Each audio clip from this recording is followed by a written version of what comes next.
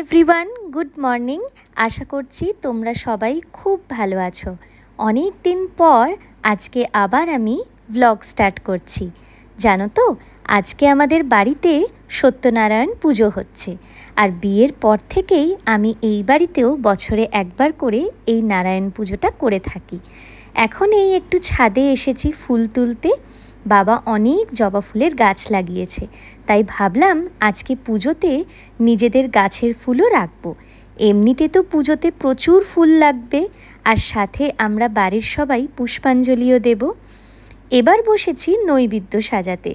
আমি কখনো নিজে হাতে এরকম নৈবেদ্য সাজাইনি, কিন্তু আজকে মামনি নিজেই বলল আমাকে সাজাতে। তাই মামনির থেকে শুনে শুনেই আমি একে একে সব ফল, পান পাতা, খেজুর আর মিষ্টি দিয়ে সাজিয়ে ফেললাম থালাটা। এই যে দেখো, ঠাকুরমশাইও চলে এসেছেন। মোটামুটি আমাদের পুজোর জোগাড়ও কমপ্লিট। এবার ওনার হাতে হাতেই সব কিছু এগিয়ে দেব। বাবিও বসে পড়েছে পুজোতে। এখন তো আমাদের বাড়িতে গোপাল সোনাও এসে গেছে, আর উনিও তো নারায়ণ, তাই আজকে ওনাকেও আমরা পুজোতে বসিয়েছি। এই দেখো কি সুন্দর করে সেজেগুজে সিংহাসনে বসে গেছে। ঠাকুরমশাইয়েরও সাজানো এবার কমপ্লিট। এখন শুরু হয়ে গেছে আমাদের পুজো।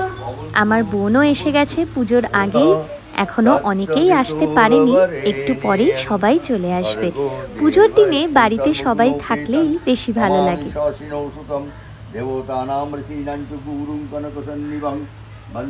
এখন বাবা আর বাবি তুলসী নিবেদন করছে নারায়ণ ঠাকুরকে। সকাল সকাল মামনি 108টা তুলসী পাতা বেছে রেখে চন্দনে মাখিয়ে রেখেছিল। এবার বসেছি আমি, বোন আর মামনি। যেহেতু এখনও আমাদের বাড়ির সবাই এসে পৌঁছতে পারেনি, তাই আমরাই সবাই মিলে পরিবারের সবার নামেই তুলসী নিবেদন করে দিলাম।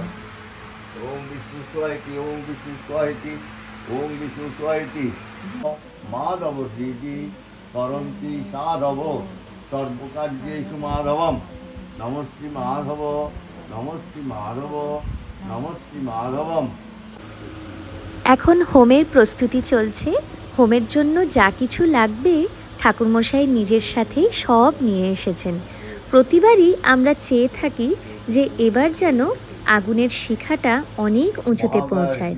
বলা হয় যত উঁচু যাবে অগ্নিশিখা, তত বেশি পুণ্যলাভ, সংসারের শান্তি, পরিবারের সুস্থতা এবং শ্রী বিষ্ণুর আশীর্বাদ লাভ হয়। এবারও দেখলাম আমাদের হোমযজ্ঞটা খুব ভালোভাবেই সম্পন্ন হয়েছে। শুরু হয়ে গেছে আরতি, আর কাকিমণিরাও সবাই চলে এসেছে। এবার আমি বসলাম সিন্নি মাখতে।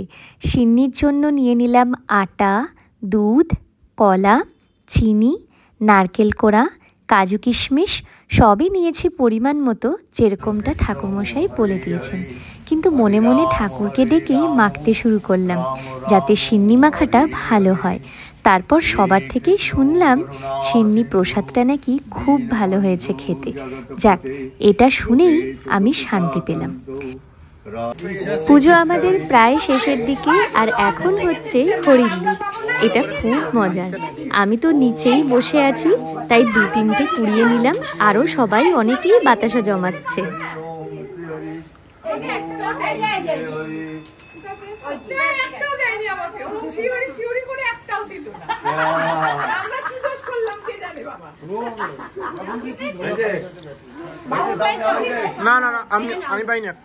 চলে এলাম ঘরে। পিসিমণিরাও সবাই এসে গেছে, জিও এসেছে। এখন একটু গল্প করছি।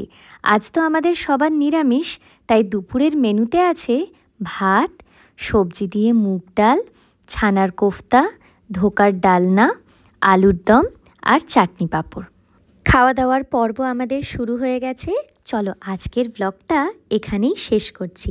নারায়ণ পুজোর ব্লগটা তোমাদের কেমন লাগলো আমাকে অবশ্যই জানিও। দেখা হচ্ছে খুব তাড়াতাড়ি আবার একটা নতুন ব্লগে। সবাই খুব ভালো থেকো, সুস্থ থেকো এবং শান্তিতে থেকো। টাটা।